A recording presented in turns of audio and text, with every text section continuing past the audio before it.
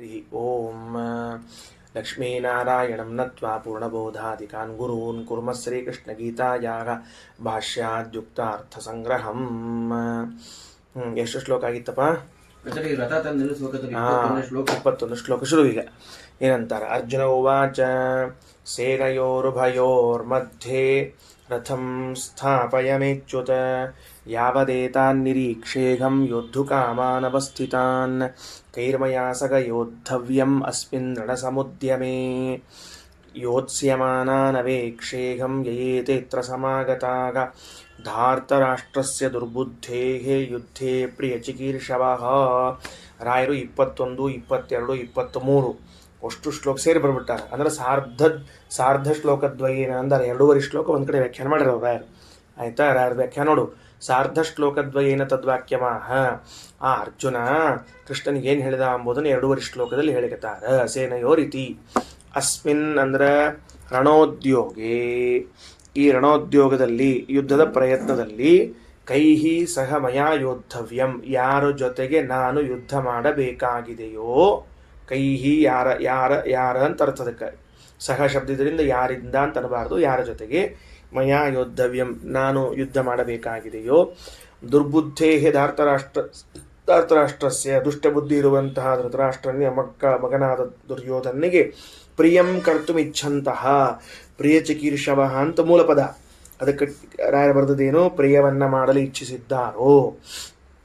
ಅಲ್ರಿ, ದುರ್ಯೋಧನ ಅವನಿಗೆ ಪ್ರಿಯ ಮಾಡ್ಲಿಕ್ಕೆ ಹೊಂಟಾರ ಅಂದ್ರೆ ಅವ ಎಷ್ಟು ದಡ್ಡಿದ್ದಾನೆ. ಯಾಕೆ ಅಂದ್ರೆ ಅವನಿಗೆ 2 ಸಮಸ್ಯೆ ಇವೆ ದುರ್ಯೋಧನಲ್ಲಿ. ಏನು 2 ಸಮಸ್ಯೆ ಅದ ಅಂದ್ರೆ, ಧಾರ್ತರಾಷ್ಟ್ರಸ್ಯ ಅಪ್ಪನಂಗ ಅವನು ಕುರುಡಿದ್ದಾನೆ. ಅಂಥವಂಗ ಇವ್ರು ಪ್ರಿಯ ಮಾಡ್ಲಿಕ್ಕೆ ಹೊಂಟಾರಲ್ಲ. ಕುರುಡನ ಕುರುಡಿಗೆ ಪ್ರೀತಿ ಮಾಡ್ಲಿಕ್ಕೆ ಹೊಂಟ್ರೆ ಏನು ದಡ್ಡ ಅನ್ಬೇಕು?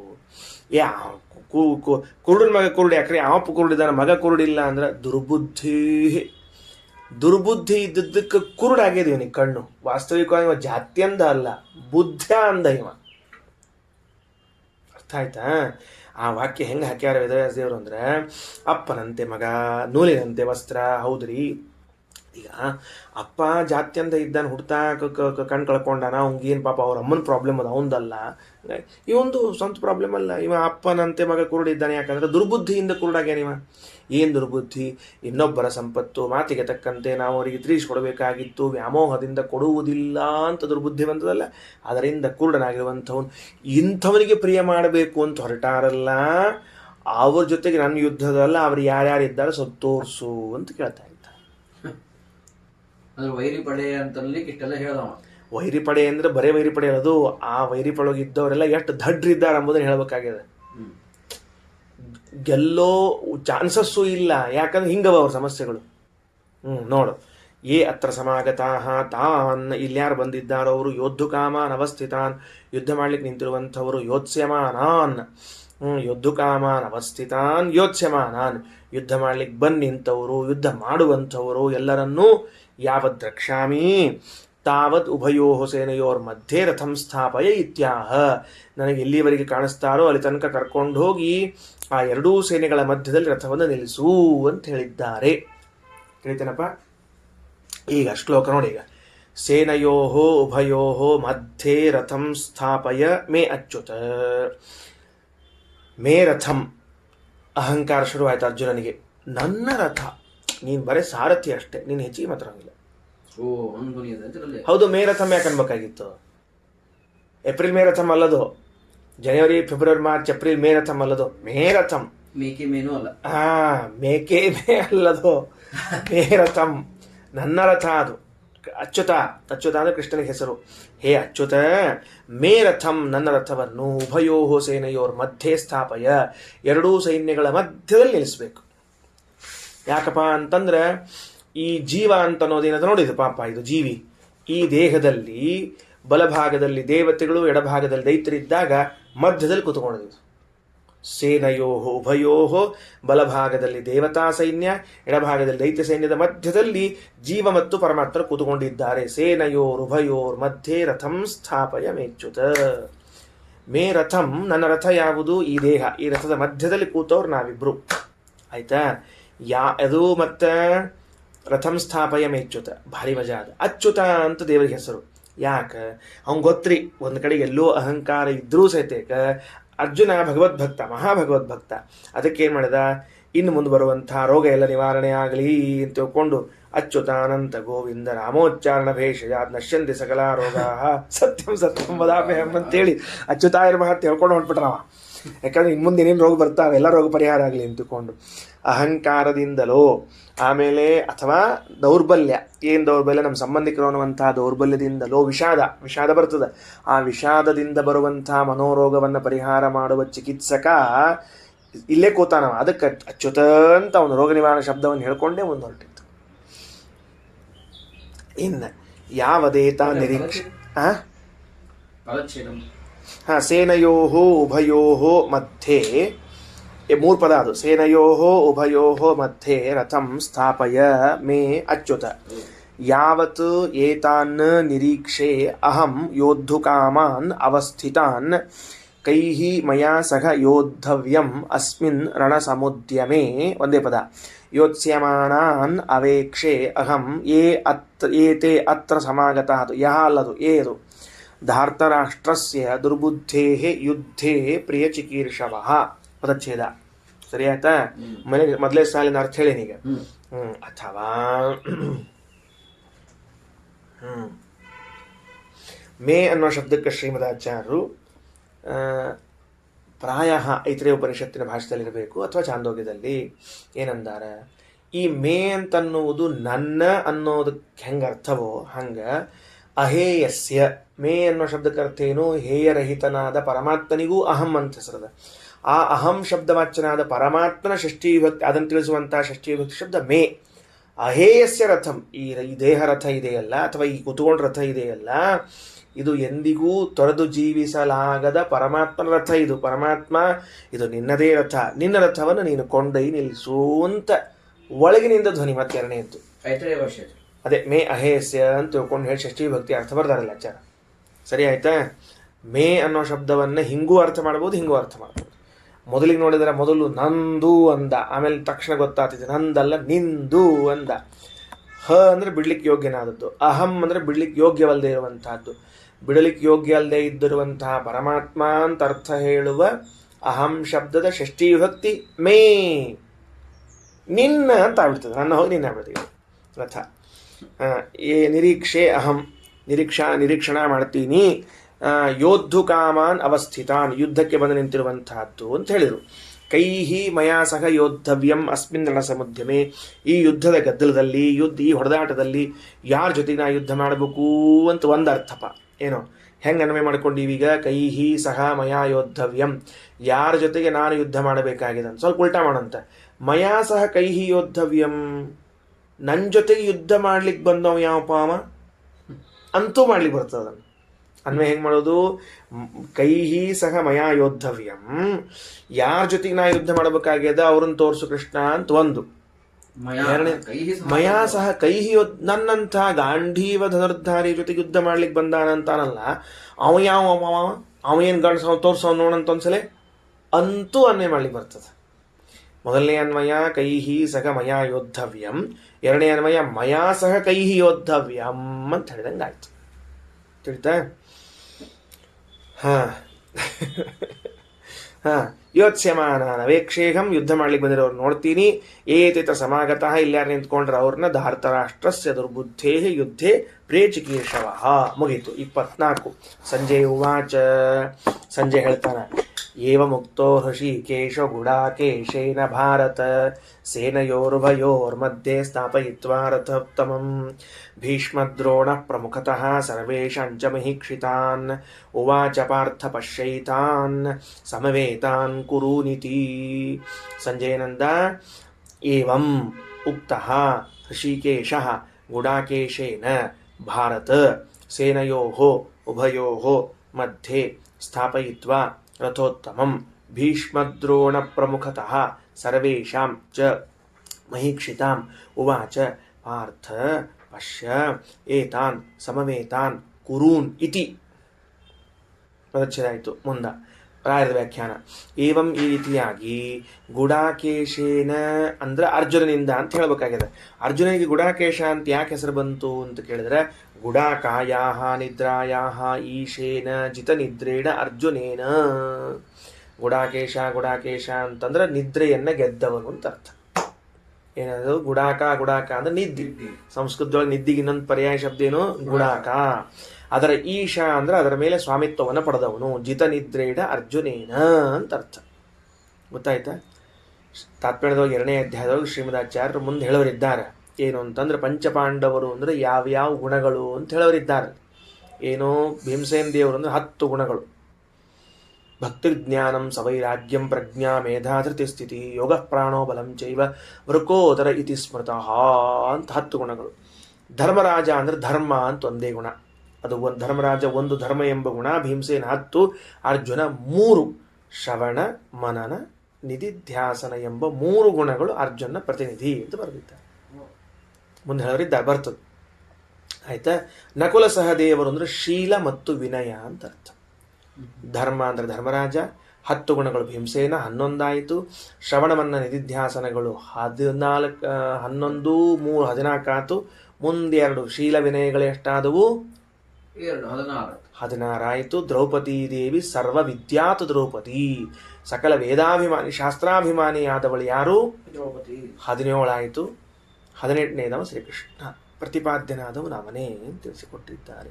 18 ಪರ್ವದ ಮಹಾಭಾರತದ ಕಥೆ ಇದು ಅಂತ ಹೇಳಿದ್ರು. ಅದಕ್ಕೆ ಅರ್ಜುನ ಯಾರು ಅಂತ ಕೇಳಿದ್ರೆ, ಶ್ರವಣ ಮನನ ಧ್ಯಾಸನ. ಶ್ರವಣ ಮನನ ಧ್ಯಾನಗಳನ್ನ ನಿದ್ದೆ ಮಾಡ್ಕೋತಿದ್ರೆ ಮಾಡ್ಲಿಕ್ಕೆ ಬರೋದಿಲ್ಲ. ತುಕುಡ್ಸ್ಕೋತ್ ಶ್ರವಣ ಮಾಡಿದ್ರೆ ಪುರಾಣ ಎಷ್ಟು ಚಂದ ಅರ್ಥ ಇರುತ್ತೆ ಅಂತ. ತುಕುಡ್ಸ್ಕೋತ್ ಪಾಠ ಕೇಳಿದ್ರೆ, ತುಕುಡ್ಸ್ಕೋತ್ ಅಭ್ಯಾಸ ಮಾಡಿದ್ರೆ.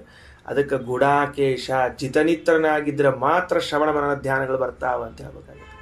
ನಿದ್ದಿಗೆಲ್ಲ ಅಂದ್ರೆ ಓದ್ಲಿಕ್ಕೆ ಆಗ್ತದೆ, ಇಲ್ಲ ಆಗುತ್ತೆ. ಕರೆಯದ ಅಲ್ಲ, ಬಿಳಿಯದ. ನೋಡ್ಕೋ, ಅರ್ಜುನ ಬಿಳಿಯ, ಅರ್ಜುನ ಹೆಸರೇ ಬಿಳಿ ಅಂತ ಅರ್ಥ ಅದಕ್ಕೆ. ಆಯ್ತಾ? ಅರ್ಜುನ ಅಂದ್ರೆ ಏನು? ಬೆಳ್ಳಗ ಅಂತ ಅರ್ಥ. ಸರಿ, ಗೊತ್ತಿರ್ಬೇಕು. ಮತ್ತೆ ಅರ್ಜುನ ಶಬ್ದ ಯಾಕೆ ಕರೀತಾರೆ ಅಂತ ಹೇಳಿ, ಶುಭ್ರ ಅಂತ ಅರ್ಥ. ಶ್ವೇತ ಅಂದ್ರೆ ಬಿಳಿ. ಶ್ವೇತ ವಾಹನ, ಶ್ವೇತ, ಅರ್ಜುನ ಎಲ್ಲ ಪರ್ಯಾಯ ಶಬ್ದಗಳು. ಸರಿ, ಏನಾಯ್ತು? ಗುಡಾಕಾಯಾಹ ನಿದ್ರಾಯಾಹ ಈಶೇನ ಜಿತ ನಿದ್ರೇಣ ಅರ್ಜುನೇನ. ನಿದ್ರೆಯನ್ನು ಗೆದ್ದಿರುವಂತಹ ಅರ್ಜುನಿಂದ ಉಕ್ತಃ ಹೇಳಲ್ಪಟ್ಟವನು ಯಾರು? ಹೃಷಿಕೇಶ. ಇವ ಎಂಥವ? ಸರ್ವೇಂದ್ರಿಯ ಪ್ರೇರಕ ಶ್ರೀಕೃಷ್ಣ. ಗುಡಾಕೇಶನಿಂದ ಹೃಷಿಕೇಶ ಹೇಳಲ್ಪಟ್ಟ ಅಂತ ಪ್ರಾಸ್ತರ್ತಾರೆ. ನೀವರೇ ನಿದ್ದೆ ಅಷ್ಟ ಗೆದ್ದಿ, 1 ಇಂದ್ರಿಯ ಗೆದ್ದದು, ನಿದ್ದೆ ಗೆಲ್ಲೋದು. ಇವ ಒಟ್ಟು ಇಂದ್ರಿಯ ಗೆದ್ದವ, ಮೇಲೆ ಕೂತವನಿಲ್ಲಿ ಗೆದ್ದವ ಅಲ್ಲವ, ಆಡ್ಸವ ಹೃಷಿಕೇಶವ. ಬಲದ್ವಯ ಮಧ್ಯೆ, ಸೇನೆಯೋರುಭಯೋರ್ ಮಧ್ಯೆ ಅಂದ್ರೆ ಬಲದ್ವಯ ಮಧ್ಯೆ ಅಂತ ಅರ್ಥ. ಭೀಷ್ಮ ದ್ರೋಣ ಪ್ರಮುಖತಃ ಇತಿ ಬುದ್ಧ್ಯಾ ವಿವಿಕ್ತೇನ ಅನ್ವಯ. ಭೀಷ್ಮ ದ್ರೋಣ ಪ್ರಮುಖತಃ ಸೇನೆಯೋರುಭಯೋರ್ ಮಧ್ಯೆ ಸ್ಥಾಪಯಿತ್ವ ಅಂದ್ರೆ ಎಲ್ಲೋ ಕಣ್ಣಲ್ಲಿ ಒಯ್ದು ನಿಲ್ಲಿಸ್ತಿಲ್ಲ, ಬುದ್ಧಿಯೊಳಗೆ ವಿಭಾಗ ಮಾಡ್ಕೋಬೇಕು. ಸೇನೆಗಳ ಮಧ್ಯದಲ್ಲಿ ಭೀಷ್ಮ ದ್ರೋಣಾದಿಗಳ ಮುಂದೆ ಅಂತ ಹಿಂಗ ಒಳಗೆ ಅನ್ವಯ ಮಾಡ್ಕೋಬೇಕು. ಅದಕ್ಕೆ ಬರ್ದಾರ ಬುದ್ಧ್ಯಾ ವಿವಿಕ್ತೇನ ಅನ್ವಯ ಅಂತ ಬರ್ದಾರ. ಭೀಷ್ಮ ದ್ರೋಣ ಪ್ರಮುಖತ ರಥಂ ಸ್ಥಾಪಯಿತ್ವ ಅಂದ್ರೆ ಎಲ್ಲಾ ರಾಜರು ಇದ್ದಾರೆ, ಫಸ್ಟ್ ಅವನಿಗೆ ಕಣ್ಣಿಗೆ ಬೀಳ್ಬೇಕಾದ್ರೆ ಭೀಷ್ಮ ದ್ರೋಣರು ಅಂತ ತಿಳ್ಕೊಂಡು ಕೃಷ್ಣ ಅಲ್ಲೋಯ್ ನಿಲ್ಲಿಸ್ದ ಅಂತ ಅರ್ಥ ಅದಕ್ಕೆ. ಹೇ ಪಾರ್ಥ ಸಮವೇತಾನ್ ಯುದ್ಧಾರ್ಥಂ ಮಿಲಿತಾನ್ ಏತಾನ್ ಕುರೂನ್ ಪಶ್ಯ ಇತ್ಯುವಾಚ. ನೋಡಪ್ಪ, ಇವನ್ನೆಲ್ಲ ನೋಡ್ಕೊಂಡ್ಬಿಡಪ್ಪ ಅಂತ ಹೇಳಿ ನಿಲ್ಲಿಸ್ಬಿಟ್ಟ. ಆಯ್ತು, ಕರ್ಕೊಂಡ್ ನಿಲ್ಲಿಸ್ಬಿಟ್ಟ. ಪಶ್ಯ ಇತ್ಯುವಾಚ, ತನ್ ನಿಲ್ಲಿಸಿದ, ನೋಡು ಅಂತ ಹೇಳಿದ್ದಾನೆ. ಅವ ಏನ್ ಕಂಡ ಅಂತ 26ನೇ ಶ್ಲೋಕ. ತತ್ರ ಪಶ್ಯತ್ ಸ್ಥಿತಾನ್ ಪಾರ್ಥಃ ಪಿತೃನತ ಪಿತಾಮಹಾನ್ ಆಚಾರ್ಯಾನ್ ಮಾತುಲಾನ್ ಭ್ರಾತೃನ್ ಪುತ್ರಾನ್ ಪೌತ್ರಾನ್ ಸಖೀನ್ಸ್ತಥಾ ಶಶುರಾನ್ ಸುಹೃದಶ್ಚೈವ ಸೇನಯೋರುಭಯೋರಪಿ. ಎರಡೂ ಸೇನೆಗಳ ಕಡೆಗೆ ಕಣ್ಣು ಹಾಕ್ತಾನೆ. ಕೇವಲ ಕೌರವರ ಸೈನ್ಯಕ್ಕೆ ಕಣ್ಣು ಹಾಕಲಿಲ್ಲ, ಆ ಕಡೆಗೂ ನೋಡಿದ, ಈ ಕಡೆಗೂ ನೋಡಿದ್ದಾನೆ. ಕೈರ್ಮಯಾ ಸಹ ಯೋದ್ಧವ್ಯಂ, ನನ್ನ ಜೊತೆಗೆ ನಿಂತುಕೊಂಡು ಯುದ್ಧ ಮಾಡಲಿಕ್ಕೆ ಬಂದವರು ಯಾರು? ಇದು 3ನೇ ಅರ್ಥ. ನಾನು ಯಾರ ಜೊತೆಗೆ ಯುದ್ಧ ಮಾಡಬೇಕಾಗ್ಯದ ಅವರು ಕೌರವ ಪಾತ್ರದಲ್ಲಿದ್ದಾರೆ. ಮಯಾ ಸಹ ಯಾವ ಕೌರವರದಲ್ಲಿದ್ದಾನೆ. ಆದ್ರೆ ಕೈರ್ಮಯಾ ಸಹ ಯೋದ್ಧವ್ಯಂ, ನನ್ನ ಸಾಲಲ್ಲೇ ನಿಂತುಕೊಂಡು ನನ್ನ ಜೊತೆಗೆ ಯುದ್ಧ ಮಾಡ್ಲಿಕ್ಕೆ ಬಂದವರು ಯಾರು ಅಂತ ನೋಡ್ತಾ ಇದ್ದಾನೆ. ತತ್ರ ಅಪಶ್ಯತ್ ಸ್ಥಿತಾನ್ ಪಾರ್ಥಃ. ಪಾರ್ಥಃ ತತ್ರ ಸ್ಥಿತಾನ್ ಅಪಶ್ಯತ್. ಯಾರನ್ನ? ಪಿತೃನ್ನ, ಪಿತಾಮಹಾನ್ನ, ಆಚಾರ್ಯಾನ್. ಅಲ್ರಿ ಪಿತೃನಂತ, ಪಿತೃನಂತಂದ್ರ ಮತ್ತ ಅಪ್ಪ ಇಲ್ದಾನೆ ಇಲ್ಲಿ. ಪಾಂಡರಾಜ ಸತ್ತ ಹೋಗ್ಬಿಟ್ಟಾನೆ. ಪಿತೃ ಅಂದ್ರೆ ಯಾರು ಮತ್ತೆ? ಅಪ್ಪ ಇಲ್ಲೇ ಇಲ್ಲ ಮತ್ತೆ ಗುರುಗಳಲ್ಲಿ ಅಲ್ಲೋ. ಈಗ ಪಿತಾ ಶಬ್ದ ಯಾರಿಗೆ ಕರಿಬೇಕು? ತಂದೆ ಅಥವಾ ಪಾಂಡವರಾಜನ ಹೇಳ್ಬೇಕೀಗ. ಪಾಂಡರಾಜನ ಹೇಳ್ಬೇಕು. ಪಾಂಡರಾಜ ಅಂತೂ ಇಲ್ಲೇ ಇಲ್ಲ. ಹೋಲ್ ಬಿಡ್ರಿ, ಕಾಕಾನ ಅಪ್ಪ ಅಂತಾನಂತಂದ್ರೆ ಧೃತರಾಷ್ಟ್ರ ಯುದ್ಧಕ್ಕೆ ಬಂದಿಲ್ಲ. ಹ್ಮ್ ವಿದುರ ಬಂದಾನಂದ್ರೆ ವಿದುರ ತೀರ್ಥಯಾತ್ರಕ್ಕೆ ಹೋಗ್ಬಿಟ್ಟಾನ. ಹ್ಮ್ ಇರೋ ಇಬ್ಬರು ಕಾಕಂದ್ರೊಳಗೆ 3 ಮಂದಿ ಒಟ್ಟ ಪಿತೃಶಬ್ದ ವಾಚ್ಯನಾದವರು ಯಾರು ಅಂತ ಕೇಳಿದ್ರೆ ಹೇಳೋ ಹಾಡದಪ್ಪ ಇರಬೇಕು, ಕಾಕ ಇರಬೇಕು. ಇಬ್ರು ಕಾಕ ಇದ್ದವ್ರು ಕಾಕ ಇರಬೇಕು. ಪಾಂಡುರಾಜ ಸತ್ ಹೋಗ್ಯಾನ, ಯುದ್ಧಕ್ಕೆ ಬರೋ ಚಾನ್ಸ್ ಇಲ್ಲ. ಧೃತರಾಷ್ಟ್ರಗೆ ಕಣ್ಣ ಇಲ್ಲ, ಅವ ಯುದ್ಧಕ್ಕೆ ಬಂದೇ ಇಲ್ಲ. ವಿದುರ ಬರ್ತಾನಂದ್ರೆ ತೀರ್ಥಯಾತ್ರಕ್ಕೆ ಹೋಗ್ಬಿಟ್ಟಾನ. ಅದಕ್ಕೆ ಪಿತೃಶಬ್ದ ಪಿತೃ ಸಾದೃಶಿ, ತಂದೆಯ ಸಮಾನರಾದವರು ಯಾರಿದ್ದಾರೋ ಅವರನ್ನು ತೆಗೆದುಕೊಳ್ತಾ ಇದ್ದಾರೆ. ಯಾರ್ಯಾರವರು ಅಂತ ಕೇಳಿದ್ರೆ ಭೂರಿಶ್ರವಾಶಲ ಇದ್ದಾರಲ್ಲ, ಸೋಮದತ್ತ ಇವರೆಲ್ಲ ಇದ್ದಾರೆ ನೋಡಿ, ಅವರೆಲ್ಲ ತಂದೆ ಸಮಾನರವರು. ಹಿಂದೆ ಬಂದಾರ ಅವರೆಲ್ಲ. ಭೂರಿಶ್ರವಾಶಲ ಎಲ್ಲ ಹಿಂದಿನ ಶ್ಲೋಕದಾಗ ಹೇಳ್ಬಿಟ್ಟಿವಿ. ಅಂದ್ರೆ ಭೀಷ್ಮಾಚಾರ್ಯರಿಗೆ ಕಾಕ ಇದು ಬಾಲ್ಹಿಕ ರಾಜ. ಭೀಷ್ಮಾಚಾರ್ಯ ಕಾಕ ಯಾರಾಗಬೇಕು? ಬಾಲ್ಹಿಕ. ಹೌದು, ಪ್ರಹ್ಲಾದರಾಜರು. ಆ ಬಾಲ್ಹಿಕನಿಗೆ ಮಗ ಯಾರು? ಒಬ್ಬವ ಸೋಮದತ್ತ. ಸೋಮದತ್ತನಿಗೆ ಮಕ್ಕಳು ಯಾರು ಅಂತ ಕೇಳಿದ್ರೆ ಭೂರಿಶ್ರವಾಶಲ. ಇವರು ಅರ್ಜುನಿಗೆ ಏನಾಗಬೇಕು ಅಂದ್ರೆ ತಂದೆ ಸದೃಶರಾಗಬೇಕು, ಪಿತೃ ಸದೃಶರಾಗಬೇಕು ಅವರು. ಯಾಕ? ಭೀಷ್ಮಾಚಾರ್ಯನಾಗಬೇಕು, ಅಜ್ಜ ಆಗ್ಬೇಕು. ಅಜ್ಜನ ಕಾಕ ಯಾರವ? ಬಾಲ್ಹಿಕ ರಾಜ. ಅಜ್ಜನ ಕಾಕ ಆದ್ಮೇಲೆ ಆ ಬಾಲ್ಹಿಕ ರಾಜನ ಮಗ ಯಾರು? ಸೋಮದತ್ತ. ಸೋಮದತ್ತ ಭೀಷ್ಮ ಅಣ್ಣತಮ್ಮಂದ್ರಾದ್ರು. ಹೌದಿಲ್ಲ? ಅವ್ರ ಮಕ್ಕಳು ಅಂದ್ರೆ ಭೂರಿಶ್ರವಾಶಲ ಅಂತಂದ್ರೆ ಪಾಂಡುರಾಜನ ಸಮ ಆದ್ರ ಅವರು. ತನಗೆ ಅಜ್ಜನ ಸ್ಥಾನದಲ್ಲಿರುವಂತಹ ಭೀಷ್ಮಾಚಾರ್ಯರ ಕಾಕನ ಮಗ ಅಂದ್ರೆ ಭೀಷ್ಮಾಚಾರ್ಯರಿಗೆ ತಮ್ಮ ಯಾರು? ಭೀಷ್ಮರಿಗೆ ತಮ್ಮ ಯಾರು ಅಂತಂದ್ರೆ ಬಾಲ್ಹಿಕ. ಬಾಲ್ಹಿಕನ ಮಗ ಸೋಮದತ್ತ. ಸೋಮದತ್ತನ ಮಕ್ಕಳು ಯಾರು? 3 ಮಂದಿ. ಭೂರಿಶ್ರವಾಶಲ ಅವರು ಪಾಂಡುರಾಜನ ಸಮಾನರು. ಅಪ್ಪನ ಸ್ಥಳಕ್ಕೆ ಬಂತದು. ಆ ಅಪ್ಪನ ಸ್ಥಳಕ್ಕೆ ಬಂದದ್ರಿಂದ ಪಿತೃ ಅನ್ನೋ ಶಬ್ದಕ್ಕೆ ಅವ್ರನ್ನ ತಗೋಬೇಕಿಲ್ಲ. ಇಲ್ಲ ಅಂದ್ರೆ ಅಪ್ಪ ಇಲ್ಲೇ ಇಲ್ಲ, ಕಾಕನೂ ಇಲ್ಲ, ಅಪ್ಪನೂ ಇಲ್ಲ, ಯುದ್ಧಕ್ಕೆ ಬಂದ ಪಿತೃನಂತ ಹೆಂಗ ಅಂದ್ರು ಅಂತಂದ್ರೆ ಸುಮ್ ಹಂಗ ಅದನ್ನ ತಗೊಳ್ರಿ ಬಾರ್ದು, ಹಿಂಗ ವ್ಯವಸ್ಥೆ ಮಾಡ್ಬೇಕು. ಇವ್ರ ಪಕ್ಷದಾಗ ನಿಂತವ್ರು, ಇವ್ರು ಕೌರವ ಪಕ್ಷದಾಗ ನಿಂತವ್ರು. ಹೌದು. ಆಮೇಲೆ ಇನ್ನ ಪಿತೃನ್ ಅಥವಾ ಪಿತಾಮಹ ಅನ್ನೋ ಶಬ್ದಕ್ಕಂತೂ ಏನ್ ತೊಂದರೆನೇ ಇಲ್ಲ. ಯಾಕ? ಭೀಷ್ಮಾಚಾರ್ಯರು ಸೋಮದತ್ತ ಇಬ್ರು ಅವ್ರ ಅಣ್ಣತಮ್ಮಂದ್ರಲ್ಲ. ಮತ್ತೆ ಪ್ರಹ್ಲಾದರಾಜರ ಮಗ ಬಾಲ್ಹಿಕನ ಮಗ ಮತ್ತು ಭೀಷ್ಮಾಚಾರ್ಯ ಇಬ್ರು ಅಣ್ಣತಮ್ಮಂದ್ರು. ಅವ್ರು ಪಿತಾಮಹ ಸ್ಥಾನದಲ್ಲಿ ಇದ್ದವರು. ಖಲಾಸ್, ಮುಗಿದು ಹೋತು. ಪಿತಾಮಹನ್ ಆಚಾರ್ಯಾನ್ ಮುಗದೇ ಹೋತಲ್ಲಪ್ಪ. ಬದರ್ಲಾಚಾರು, ದ್ರೋಣಾಚಾರ್ಯ, ಕೃಪಾಚಾರ ಆಚಾರ ಮತ್ತೆ ಪಾಠ ಹೇಳಿದವರು. ಮೊದಲು ಪಾಂಡವರಿಗೆ ಮೊದಲು ಪಾಠ ಹೇಳಿದವರು ಕೃಪಾಚಾರ, ಆಮೇಲೆ ದ್ರೋಣಾಚಾರ. ಅದು ಒಂದೆತ್ತ ಭಿನ್ನೆತ್ತ ಸಣ್ಣ ಭಿನ್ನೆತ್ತ ಎಲ್ಲ ಇಲ್ಲಿ ಹೋಗ್ಯಾರ, ಆಮೇಲೆ ಅಲ್ಲಿ ಮುಂದೆ ಹೋಗ್ಯಾರ ಅವ್ರ ಪಾಠಕ್ಕೆ. ಹಿಂಗಾಗಿ ಆಚಾರ್ಯಾನ್ ಮಾತುಲಾನ್ ಯಾರವ? ಸೋದರ ಮಾವ ಶಲ್ಯ. ಈ ಕಡೆ ಬರ್ಬೇಕಾದ ಮಿಸ್ ಆಗಿ ಆ ಕಡೆ ಹೋಗ್ಬಿಟ್ಟಾನ ಶಲ್ಯ. ಗೊತ್ತಿಲ್ಲ ನಿಂಗೆ ಶಲ್ಯನ ಕತಿ? ಮಾದ್ರಿ ಪಾಂಡುರಾಜನ 2ನೇ ಹೆಂಡತಿ ಮಾದ್ರಿ ಅಣ್ಣನೇ ಶಲ್ಯ, ಸ್ವಂತ ಅಣ್ಣ. ನಕುಲ ಸಹದೇವರ ಸೋದರ ಮಾವ. ನಕುಲ ಸಹದೇವ ಸೋದರ ಮಾವ ಅಂದ್ರೆ ಅರ್ಜುನಿಗೂ ಸೋದರ ಮಾವ ಅಂತ. ತಾಯಿಗೆ ಮಲ್ತಾಯಿ ಅಣ್ಣ ಸೋದರ ಮಾವ, ಮಲ್ ಸೋದರ ಆಗ್ಬೇಕವ. ಅದಕ್ಕ ಮಾತುಲಾನ್ ಅವರು. ಹೌದು, ಇಲ್ಲಿ ಅವ ದುರ್ಯೋಧನ ಸೋದರ ಮಾವ ಒಬ್ಬ ಇದ್ದಾನಲ್ಲವ, ಅವನು ಇವ್ ಸೋದರ ಮಾವ ಆಗ್ಬೇಕು. ಯಾಕ? ತಮ್ಮ ಕಾಕೂನ್ನ ಅಣ್ಣ ಅಂದ್ರೆ ಮತ್ತೆ ತಾಯಿ ಸಮಾನ ಕಾಕು ಆದ್ಮೇಲೆ ಅಣ್ಣಿನ ಆಗ್ಬೇಕು, ಸೋದರ ಮಾವನ ಆಗ್ಬೇಕಲ್ಲ ಮತ್ತೆ ಇಲ್ಲಿ ಇವನು. ಅದಕ್ಕೆ ಮಾತುಲಾನ್ ತನ್ನ ಮಲತಾಯಿಯಾದ ಮಾದ್ರಿ ದೇವಿಯ ಅಣ್ಣ ಒಬ್ಬವ ಶಲ್ಯ, ತನ್ನ ಕಾಕು ಅಂದ್ರೆ ದೊಡ್ಡಮ್ಮನಾದ ಗಾಂಧಾರಿಯ ಅಣ್ಣ ಶಕುನಿ, ಅವನು ಸೋದರ ಮಾವ ಆಗ್ತಾನೆ. ದುರ್ಯೋಧನ ಸೋದರ ಮಾವ ಮೇಲೆ ಮುಗಿದು ಹೋದ ಕೆಲಸ. ಶಕುನಿ ಹೌದು ಖಾಸ ಅಣ್ಣ, ಮತ್ತೆ ಬೇರೆ ಇಲ್ಲೇ ಇಲ್ಲ ಮತ್ತೆ.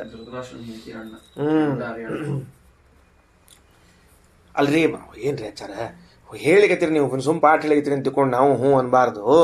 ಅವ ಹೆಂಗ್ರಿ ಸೋದರ ಮಾವ ಆಗ್ತಾನ? ಮಹಾದುಷ್ಟವ. ಅವ್ನು ಹೆಂಗೆ ಸೋದರ ಮಾವ ಅನ್ಬೇಕು? ಶಲ್ಯನ ಸೋದರ ಮಾವ ಅಂತೀವಿ ಒಬ್ಬರಿ ಅಂತಂದ್ರೆ. ಮತ್ತೆ ಕೃಷ್ಣ ಕಂಸ ಏನು ಸೋದರ ಮಾವ ಭಯಂಕರ ಚಲೋ ಇದ್ದೆ ನಾವೇನ್ರಿ?